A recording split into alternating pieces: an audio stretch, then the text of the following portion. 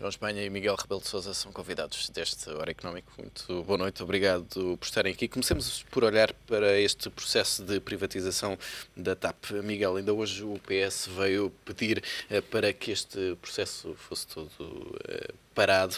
Isto porque diz que há falta de transparência. É o que se nota em todo este processo. Bem, eu compreendo a posição do PS no sentido em que não foi muito feliz o caderno de encargos ter sido publicado no mesmo dia em que se também, ao mesmo tempo, anunciou que havia apenas um candidato ao lugar, quer dizer, à privatização, porque quer se gosta ou quer não se goste, a sensação que dá a quem está de fora é que o caderno de encargos acabou por ser um caderno de encargos feito à medida da única candidatura que havia, porque não havia outra. Quer dizer, acabam por estar um bocado naquela posição em que têm que se render ao facto, não é? E ao facto é que só houve um candidato que apresentou uma proposta e, portanto, o caderno de encargos devia ter sido conhecido meses antes, não é? Para dar tempo a eventuais candidatos se apresentarem como interessados. O processo arrastou-se tanto tempo que os eventuais interessados foram todos deixando de cair, porque as expectativas deles também foram, digamos assim, sendo goradas, porque eles têm que gerir os seus próprios calendários, os seus próprios planeamentos. Isto não é uma decisão assim tão simples quanto isso. E, portanto, todo o potencial candidato foi deixando de cair a seu interesse, exceto a Avianca, que, curiosamente, dizem que é a empresa que tem maior complementaridade com a TAP. Portanto, é aquela que, obviamente, teria, se calhar, aquela sensação que, para ela, a TAP era a maior alavanca para o crescimento do seu negócio. E a diferença, se calhar, está aqui. É que todos os outros potenciais candidatos eram candidatos em que já tinham um negócio bastante estabelecido, principalmente na Europa. Portanto, o que eles queriam era, no fundo, arranjar uma porta de entrada para, nomeadamente, o mercado brasileiro, não é? E aqui a Avianca é ao contrário. É uma empresa que está assediada principalmente na América Latina e que vê aqui a porta de entrada quase na Europa e nos mercados dos palopes, não é? E quando se olha para a proposta da Avianca, nota-se que fez valer também a posição de ser o único candidato? Eu diria que sim, não é? Porque, quer dizer, nós também não sabemos quais é que eram as expectativas do governo. Se calhar também aí valia a pena ter sido um bocadinho mais transparente nesse sentido. Nós sabemos que num processo negocial não se pode abrir o jogo por completo.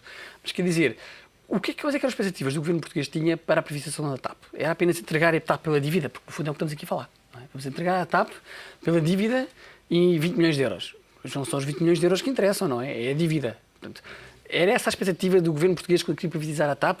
Eu espero que não e costumo acreditar que fosse. O que eu digo é, conhecendo o perfil da dívida da TAP, e eu não o conheço em profundidade, mas estive a procurar no relatório de contas da TAP para perceber como é que era, é um perfil de dívida de médio e longo prazo principalmente, que tem um grande peso de dívida variável. O que eu diria é, meus senhores, eu tomo conta da dívida e vocês pagam o valor da TAP, porque eu só tenho que pagar a dívida da TAP ao fim de não sei quantos anos. E com um perfil da TAP, com taxa variável, portanto, grande parte dela foi negociada ainda por cima, antes da crise financeira de 2008, pelo que eu percebi. Portanto, com encargos financeiros baixos. Bastante mais baixos do que os atuais. Portanto, a própria Avianca, quando está a comprar a TAP, está a comprar uma empresa que está bastante endividada, é um facto, mas com um serviço de dívida que não é tão caro quanto seria se ele agora fosse ao mercado endividar-se para comprar a TAP. Portanto, estamos a também dar-lhe aqui um benefício.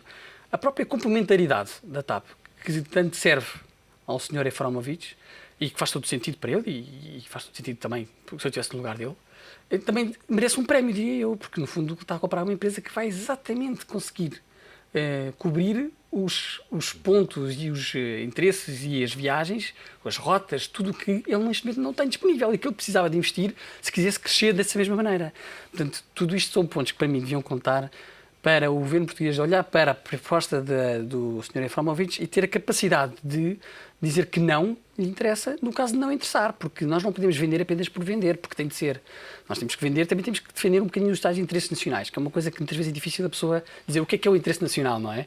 Mas o interesse nacional para mim é claro aqui, vale a pena nós vendermos a TAP pelo valor da dívida, se isto aqui é o melhor que a gente pode esperar, então as outras propostas eram o quê? Nós tínhamos que lhes pagar para chegarem com a empresa. Costumo acreditar que houvesse alguém dos outros potenciais candidatos que apresentasse uma proposta nesse sentido. O processo em si é que foi um processo que foi longo, demasiado longo, ninguém percebeu muito bem porquê. Porque ele já estava a ser anunciado desde há meses atrás, não é? E agora, de repente, temos que fechá-lo no espaço de 3 semanas, um mês, não é? Faz sentido. É um verdadeiro contrarrelógio. Mas esta questão do interesse nacional, João, choca aqui o interesse nacional de manter a TAP com o interesse nacional de um país que está debaixo deste plano de assistência e que tem de fazer aqui uma série de operações para, enfim, para aliviar alguma carga do Estado? Manter uma companhia de bandeira não é necessariamente algo que sirva por si só o interesse nacional. Nós, o que temos aqui neste momento é algo em que de há muitos e longos anos a esta parte, o Estado português investiu fortemente, não sei se bem se mal, mas o que é facto é que está lá enterrado muito dinheiro dos contribuintes e valeria a pena fazer um negócio que permitisse pelo menos recuperar uma parte.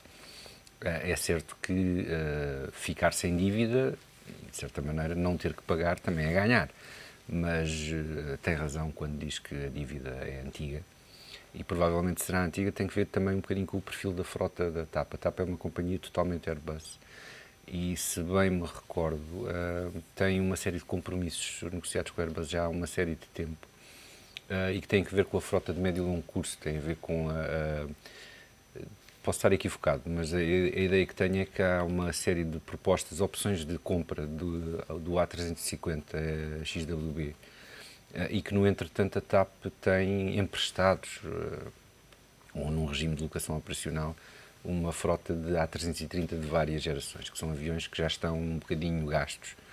E, portanto, o que quer dizer é que provavelmente nós estamos, o tal serviço de dívida tem que ver com isso, com o diferimento da aquisição dos A350 XWB. E, portanto, isto para dizer que a TAP, quando o Sr. Efremovich vem dizer que a frota está velha e tal, ela está velha, é verdade, mas não é esta a frota da TAP. Isto tem que ver com o atraso na entrada em produção do A350 e no atraso da renovação, que nem sequer é responsabilidade da TAP, é responsabilidade da Airbus, portanto, quando sei. Portanto, tudo espremido. Não sei, de facto, se o interesse nacional é bem servido quando se vende a preço de dívida uma empresa que tem uma série de rotas, que, como diz, são complementares às rotas da Avianca e que, num espaço de alguns anos, vai ter uma frota de médio e longo curso completamente renovada. Penso que até os próprios A340, que já são os mais antigos, serão quase todos substituídos por A350 XWB, que se viram novinhos em folha, portanto. Mas quando um governo decide avançar para um programa de privatizações, ao mesmo tempo que vários governos na Europa estão também a avançar para programas semelhantes, é natural que eventualmente alguns negócios corram menos bem. Mas deveria haver aqui uma margem maior para que o governo pudesse cancelar uma parte destas operações? Não sei, sinceramente não. Aquilo que choca, como disse o Miguel, tem que ver com chegarmos a esta fase. Termos uma empresa como a TAP, que é reconhecida, enfim, apesar de tudo, é uma empresa de excelência, embora esteja fortemente endividada, com capitais próprios negativos, tudo isso, mas é uma empresa de excelência. Como é que uma empresa de excelência como a TAP só angaria um interessado? Há aqui qualquer coisa que, do meu ponto de vista, não está correto. Porquê é que o caderno de encargos é conhecido tão tarde? Porquê é que o caderno de encargos não sei se é feito à medida, mas tudo indica que é feito à medida, porque primeiro selecionamos os candidatos e só depois é que aparece o caderno de encargos, aqui há qualquer coisa. Isto ao contrário, está virado do avesso. Portanto, por muito pressionados que estejamos, eu acho que nem sequer é do interesse dos nossos credores. E neste momento o nosso interesse nacional confunde-se um bocadinho com o interesse dos nossos credores. Acho que não é do interesse dos nossos credores vender mal ou vender ao desbarato uma empresa como a TAP. Portanto, não vejo aqui... Há de facto aqui qualquer coisa que me escapa. Eventualmente não possuímos os dados todos, não sei. Mas acho estranho. Haveria seguramente... Veja, a Avianca, ou o Sr. Efremovich, via Avianca, provavelmente vai insistir em criar um hub aqui em Lisboa, que será concorrente do hub de Barajas. A Ibéria e a British Airways provavelmente dispensariam bem ter aqui um concorrente à porta e se calhar quereriam as rotas para o Brasil. Porque é que não se interessaram? E durante algum tempo ainda se falou desse potencial de interesse do grupo IAG. Isso seria, não sei se era bom ou mau para Portugal, porque eventualmente perderíamos o hub, não é? Podia ser mau. Mas eu, se estivesse, acho eu, na posição quer dizer, se fosse espanhol, e olhasse bem, pelo menos arrumávamos aqui este problema, Barajas tomava conta da Ibéria e não havia mais... Pronto, e a partir de ter mais candidaturas também seria benéfico. A questão seria sempre essa, não é? Por muito que se faça esforço negocial, vai-se chegar sempre a um ponto em que a posição vai ser ou se faz negócio ou não se faz negócio. E não fazer negócio não é uma opção. E o Sr. Efremovich sabe isso. Portanto, está em boa posição para negociar. Miguel, passando agora para outro tema, este tema dos professores que terão um horário alargado. Esse é o objetivo para toda a função pública, mas deveríamos ter aqui eventualmente alguns setores que poderiam ter um regime diferente e não seguir esta aproximação do horário de trabalho do público ao privado? Bem, eu diria que para já não é surpresa para ninguém que isto pudesse vir a ser uma das medidas a ser pensadas e a ser implementadas no próximo ano, porque o próprio Ministro da Educação várias vezes referiu que tínhamos professores a mais. Portanto, ele já tinha dado a entender que iria passar necessariamente a solução para o Ministério da Educação por um despedimento de alguns trabalhadores, de alguns professores, até porque até há muitos contratados a prazo há longos anos. O que não dignifica o Ministério da Educação, mas que simplifica o processo de despedimento, digamos assim. Essa metodologia pode ser perfeitamente aplicável a várias outras áreas no setor público administrativo. Nas empresas, eu diria que quem trabalha em empresas sabe que só no setor mais industrial é que o horário de trabalho é cumprido rigorosamente as 40 horas semanais de trabalho, não é? As pessoas trabalham mais ou menos horas consoante muitas vezes o fluxo de trabalho que existe no momento e, portanto, os 40 horas de trabalho, eu nunca trabalhei a pensar nas minhas 40 horas de trabalho, percebe? São uma indicação, não é? É uma indicação, exatamente. Portanto, para o privado é perfeitamente natural e é normal e é o corrente que isso aconteça. Para o Estado, eu admito que isso vai acontecer também, mesmo.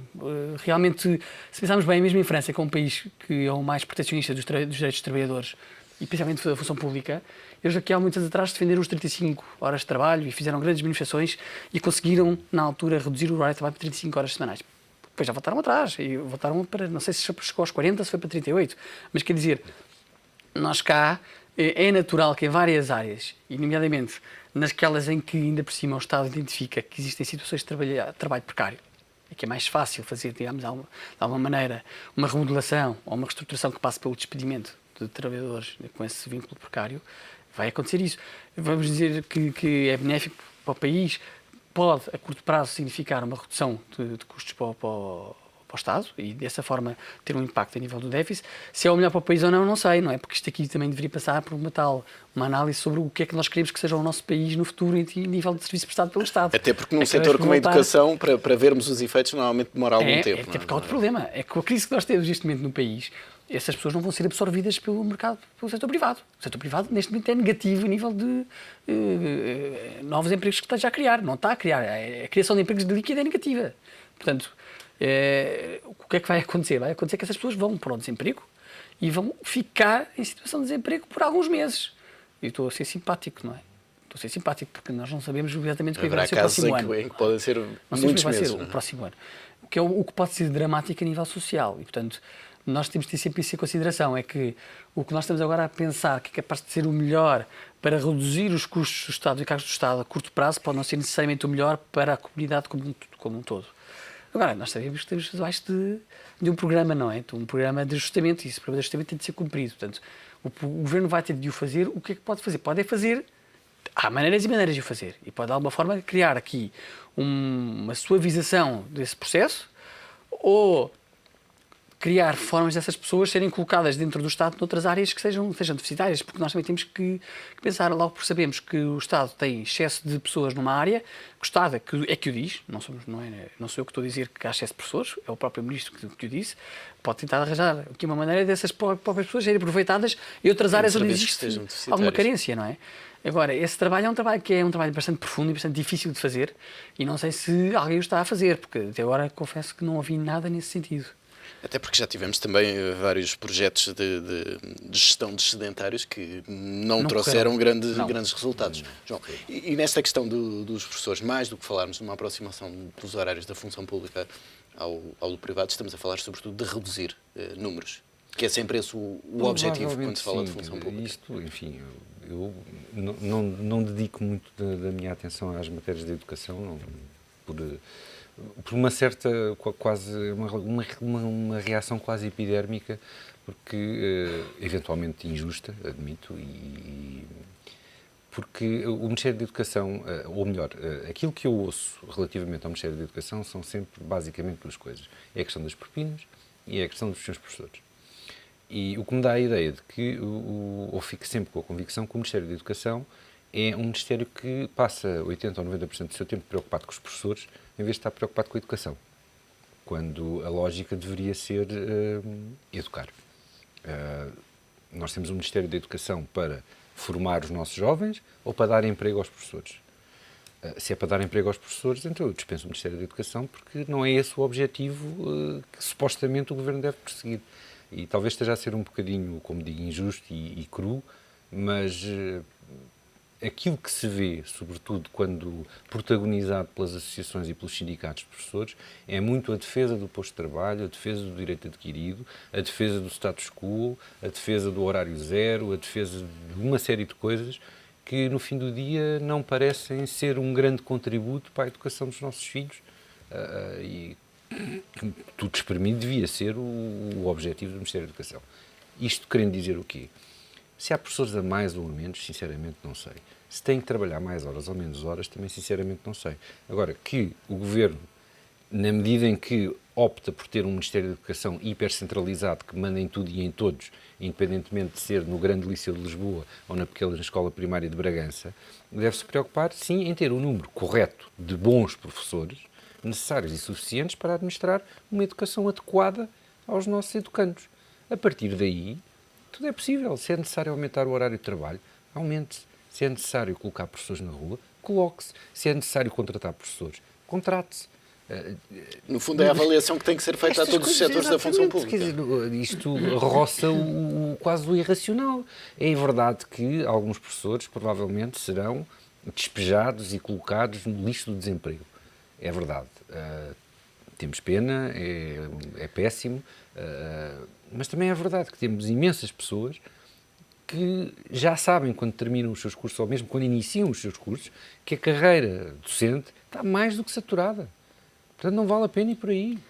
Isto não, o próprio Estado é um bocado responsável do Estado em que as coisas chegaram, porque as pessoas foram admitidos em cursos, foram admitidos, quer dizer, eles apareceram lá porque o Estado os incentivou a sua contratação, não é? Portanto, o Estado acabou por criar o problema. E agora, para resolver, como é que vai resolver? Bem, não sei, para já, se há um problema, não é? Se há excesso ou não. A questão é exatamente como diz aqui o João, é se os professores que existem são os professores adequados para prestar o serviço de educação que é esperado que eles prestem, não é? Essa é que é a questão. Agora, nós podemos discutir o que é o destino deles a seguir, não é? Que eles, no fundo, podem se sentir logrados na sua gestão de expectativas em relação à sua carreira, porque eles que iniciaram a sua carreira com base... Foram encaminhados para isso. Percurso. E isso é compreensível. E aí, se calhar, o Estado tem que ter um lado, talvez aí, de alguma forma, diria eu, pedagógico, como sendo uma pessoa de bem e que defende os interesses das pessoas para as quais direcionou a sua vida. Sei lá, eu vou dar um exemplo. Eu trabalho numa empresa em que, há uns anos atrás, passou por um programa em que despediu bastantes pessoas, 3.000, 4.000 pessoas nos seus quadros, mas fez um programa de reciclagem das pessoas, em que basicamente deu apoio às pessoas para poderem formar os seus negócios, se quisessem, para poderem, de alguma forma, dedicar-se a outras atividades, terem formação, complementar a formação que já tinham, para poderem ter capacidade, ter ferramentas para lidar com o mercado de trabalho, porque um professor tem uma limitação. O que é um professor para uma vida empresarial, para uma vida profissional diferente da de professor? Está bastante limitado. Então o Estado, se calhar, porque não, tentar de alguma forma criar condições para eles poderem... Reinventar estas pessoas. Se calhar, é uma sugestão, não é uma coisa simples, não é? Mas o que é verdade é que não fica bem ao Estado despejar as pessoas. Agora, o Estado também tem que, de alguma forma, saber identificar aquilo que ele precisa e adequar a sua estrutura ao que ele precisa, não é? E aquilo que é o futuro da educação no país. A partir daí, tem que também ter a capacidade de, vendo o problema social que é hoje em dia, a situação económica do país, económico-social, dizer, ok, sim senhor, nós tendo em consideração isto, vamos tentar de alguma forma suavizar as coisas ou dar condições às pessoas para de alguma forma não ficarem com a vida completamente feita num caco. Miguel, e só para concluir esta nossa conversa, 2 temas muito rapidamente. Primeiro, Álvaro Santos Pereira faz parte de um grupo de ministros que hoje escreveu uma carta aberta a pedir mais apoio para a indústria. Álvaro Santos Pereira está aqui a tentar ter mais algum protagonismo e a dar um sinal de que Portugal também quer, de facto, apostar mais na economia e, sobretudo, que tem um ministro da Economia. Eu diria sobretudo isso. Quer dizer, eu acho e acho que não há ninguém que não possa dizer que é bem-vindo a intenção de reindustrializar o país e a Europa, mas, quer dizer, como é óbvio, é pouco, não é? Quer dizer, talvez eu fazer uma carta de intenções em que queremos reindustrializar a Europa é ótimo. Mas o que é que isso significa? Ainda por cima temos como parceiros a Alemanha, a França e a Itália, são países que já são os países industrializados da Europa, não é? São o core na Europa a nível industrial, mais a Espanha, porque a Espanha também, sem ser esses três, é o seguinte, Portugal é o único destes que as indústrias já têm pouco, não é? Portanto, eles dizerem que querem reforçar a indústria, é o que eles têm feito. Isso aí, o Sr. Ministro francês e o Sr. Ministro alemão diziam ao Álvaro, exatamente, muito obrigado, sim, senhor. É isso mesmo que a gente tem estado a fazer. E ainda bem que estás de acordo connosco, mas o que é que vais tu fazer para conseguir industrializar o teu país? Se calhar é mais esse o ponto, não é? Porque os alemães e os franceses têm as ferramentas e estão a fazer, e fazem-no. É verdade que têm passado por uma crise, porque a Europa, a crise que a Europa está a atravessar, é óbvio que ataca também a indústria, não é? Até por própria deslocalização de muitos recursos para outros países, mas o que é verdade é que Portugal é que é o país que precisa, como no pão para a boca, se é que se pode dizer, de uma reindustrialização. E isso aí não é com uma carta que lá chegamos. É bom saber que o Sr. Ministro está alinhado. Nós todos, eu pelo menos na minha cabeça, já pensava que era isso que Portugal precisava. Era um bom instrumento para nós conseguirmos crescer, porque um dos problemas que Portugal tem, que se não mesmo o mais grave de todos, é mesmo o fraco crescimento e a fraca perspectiva de ter crescimento nos próximos anos. Mais do que o fraco crescimento hoje, porque o nosso crescimento hoje, nós não temos crescimento, estamos em recessão, mas o problema é o futuro, porque, como nós temos falado aqui até várias vezes, o facto de nós estarmos a cumprir o programa pode, por outro lado, matar a economia, não é? É um dos problemas que toda a gente aponta ao problema de estabilização que estamos a sofrer. A industrialização é óbvio que é uma ferramenta que vai permitir criação de empregos, aumento de rendimento disponível, exportações, porque é outra das pedras basilares do crescimento de Portugal é aumentar as suas exportações, para aumentar as suas exportações, a industrialização acaba por ser algo fundamental. Agora, o Álvaro Santos Pereira está a querer mostrar-se ao povo português e aos portugueses como sendo uma pessoa que está ativa. E nas várias batalhas de Álvaro Santos Pereira, João, parece que pode conseguir aqui uma vitória com esta questão da taxa de IRC nos 10%. Há algumas indicações de que Bruxelas poderá dar luz verde a esta medida. Fica aqui um legado que terá significado. Como digo, depende. Depende da circunstância de, como digo, esses 10% serem aplicáveis transversalmente a todas as empresas ou serem aplicadas apenas àquelas que investem. Se vamos aplicar apenas àquelas que investem, vamos ter, do meu ponto de vista, inúmeros problemas técnicos e, por outro lado, vamos estar a criar uma divergência, do meu ponto de vista, não correta entre as empresas que estão estabelecidas e que estão a trabalhar e que fizeram o seu trabalho de casa e novas empresas que vão aparecer e que vão, de certa forma, aproveitar condições que outras não tiveram para chegar onde chegaram. E, portanto, insisto, um benefício fiscal tem que ser sempre uma coisa excepcional, que serve um objetivo extra-fiscal, que neste caso seria a reindustrialização, enfim, o acréscimo do investimento em Portugal, mas não me parece que seja, como digo, a melhor, ou pondo as coisas noutros termos, um ambiente salutar para o crescimento económico e para o investimento deve passar pela criação de condições que não necessariamente a ferramenta fiscal. As empresas devem poder iniciar a sua elaboração e selecionar Portugal como um bom mercado para se estabelecer, seja um mercado para produzir, para depois exportar o que for, mas não por causa da questão tributária. A questão tributária deve ser, do meu ponto de vista, sempre acessória e não determinante, porque senão os vícios antigos que Portugal tem e que tanto travam o empreendedorismo vão continuar a existir e as coisas dificilmente saíram. Isto é, o que é que acontece depois quando retirarmos o benefício? As empresas ficam? Não, vão-se embora. João, não me parece que seja a solução. E muito rapidamente, só para concluirmos, pedi um comentário nas declarações de Vítor Bento, que hoje veio dizer que o Governo errou quando decidiu usar as transações eletrónicas como um instrumento de controle fiscal. Naturalmente, Vítor Bento tem aqui algum interesse nesta matéria, mas tivemos um retrocesso no método de pagamento em Portugal e eventualmente também mesmo na maneira de controlar. Indo por partes, Portugal chegou atrasado aos sistemas eletrónicos de pagamento e por ter chegado atrasado chegou na melhor fase, isto é, chega e tem tem a melhor tecnologia, rapidamente consegue estabelecer um monopólio quase natural através da CIBS e muito rapidamente, pelo menos a nível europeu, eu recordo-me ter deslocado aos Estados Unidos na altura em que o multibanco apareceu e, de facto, os Estados Unidos pareciam estar na idade da pedra, quando nós aqui fazíamos coisas fantásticas com os nossos multibancos, em qualquer caixa fazíamos tudo e mais um par de botas, por aí fora.